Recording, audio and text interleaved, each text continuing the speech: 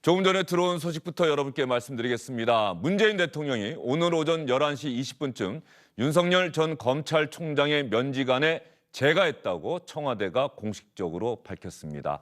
어제 오후 3시 15분 윤석열 전 검찰총장이 사의를 표명한 지 75분 만에 1시간 15분 만에 청와대 정만호 국민소통수석이 단 한 줄의 논평을 내놓았었죠. 문재인 대통령은 윤석열 전 검찰총장의 사의를 수용하였습니다.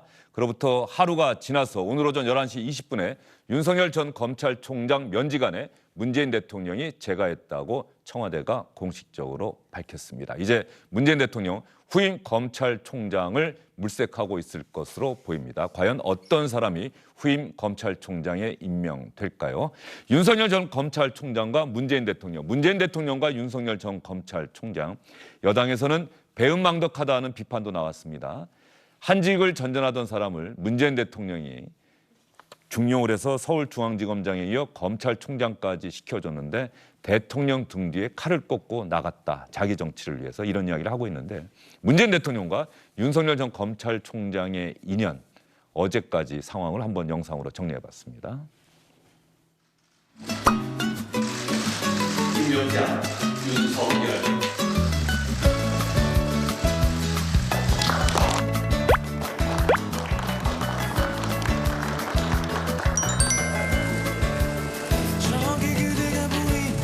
우리 이제 윤 총장님은 권력에 휘둘리지 않고 또 권력의 눈치도 보지 않고 사람에 충성하지 않는 그런 자세로 아주 엄정하게 이렇게 처리해서 국민들 신망을 이렇게 받으셨는데 아주 중요한 시기에 아주 중요한 직책을 맡으셨습니다. 잘하실 것으로 그렇게 믿습니다.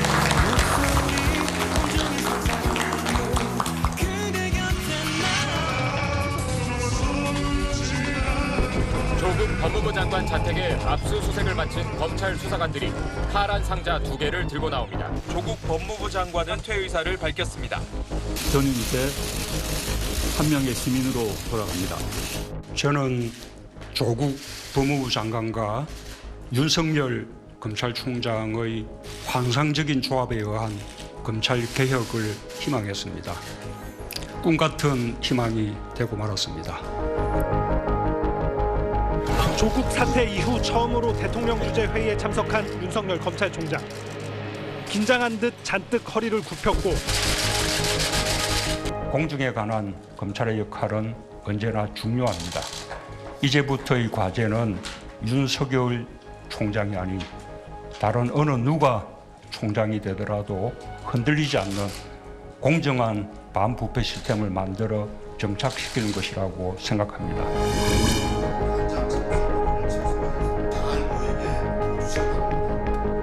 문재인 정부의 검찰총장이다. 그렇게 말씀드리고 싶습니다. 그리고 윤석열 총장이 정치를 염두에 두고 정치할 생각을 하면서 지금 검찰총장 역할을 하고 있다고 생각하지 않습니다. 이 나라를 지탱해온 헌법 정신과 법치 시스템이 지금 파괴되고 있습니다. 문재인 대통령은 윤석열 검찰총장의 사의를 수용했습니다.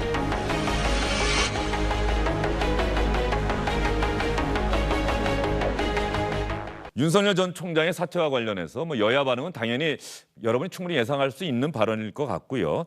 대선 주자로 분류되는 사람들이 윤석열 전 총장의 사퇴에 대해서 어떤 이야기를 했는지, 특히 이낙연 민주당 대표는 어제는 기자들이 질문하니까 대변인에게 물어보십시오라고 답변하지 않았었는데 오늘은 윤석열 전 총장 사퇴와 관련해서 상당히 강하게 비판하는 발언을 했더군요.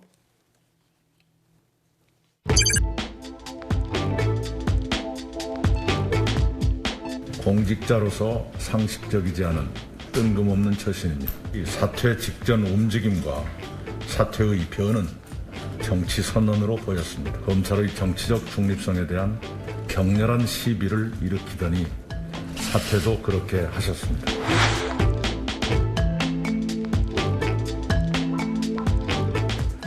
우선 대단히 유감스럽게 생각합니다. 물론 최근에 윤석열 총장의 행태를 보면 정치를 하려고 하는가 보다 하는 느낌은 있었습니다만은 자연인이 어떤 생각을 하든 그것을 탓할 일은 없고 개인의 그 미래에 대한 계획이나 이런 부분에 대해서는 제가 언급할 사항은 아니라고 봅니다.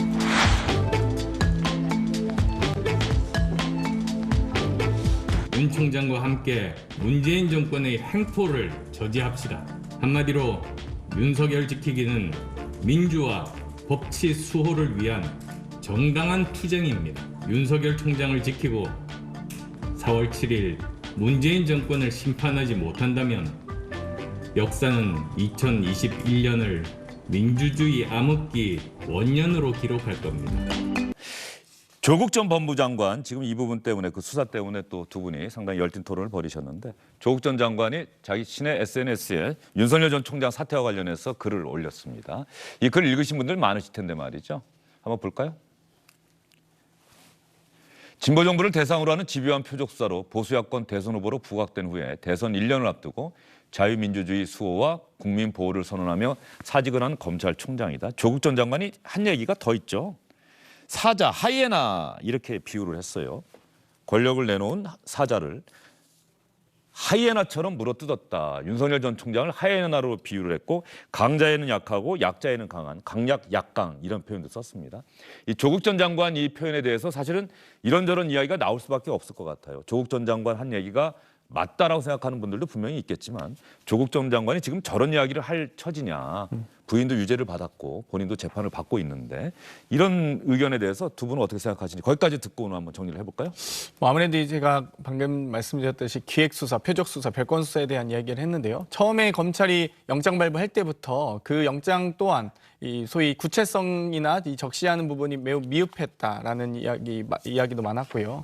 또 이 혐의 자체가 지금 최초 아마 영장 발부 신청할 때 혹은 기소할 때 15건 정도로 예상이 됐는데요. 그 당시 여러 가지 사모펀드부터 시작해서 학원에 대한 부분들, 사문서 위조에 대한 부분들 여러 가지를 신청했습니다. 15가지 혐의 중에서 제대로 인정받은 건 한 2가지 정도밖에 안 되고요. 그만큼 계속 이 소위 먼지털이식 수사로 하나 조사한다 해놓고 거기서 나온 또 자료를 채집해서 또 다른 수사로 연결하고 그 다른 수사에서 또 다른 계속 이 파생되면서 파생되는 상태로 이 수사를 진행하는 것 자체가 문제가 있습니다. 그렇기 때문에 해당의 어떤 수사 관행을 좀 벗어나서 인권 검찰로서 거듭나는 길 바랬는데 그러지 못한 부분은 아쉽게 생각하고요. 이 조국 장관 입장에서는 그 부분에 대해서 본인의 어떤 이 혐의와 관계없이 본인과 관계된 분들의 혐의와 관계없이 이 그동안에 보여왔던 검찰이 좀 관행을 끊어줬으면 그 부분을 좀 당부의 말로 하신 것 같습니다. 저는 기본적으로요. 네. 자기 직무를 수행하다가 공무원이 결국엔 정권의 탄압을 받아가지고 나와가지고 정치를 하겠다 하는 것에 대해서 국민들이 정당성을 부여할지 아니면은 공직자로 있으면서 그 당시에 술집에 가가지고 대선 진로 좋은데 이런 거 병 깔아놓고 사진 찍는 사람 이 중에서 누가 더 정치병 환자일까라고 생각할까? 저는 후자에 가까운 사람이 훨씬 더 정치적 욕망이 강하고 정치병 걸린 사람일 것이다. 공직 수행하면서 정치를 항상 염두에 두고 있었구나라고 생각할 것이다. 이렇게 보면서요. 조국 장관께서는 왜 자꾸 말씀을 하실까? 본인이 과거에 그러면 정치에 관심이 없었던 것도 아닌 것 같은데 그런 생각을 해봅니다. 예.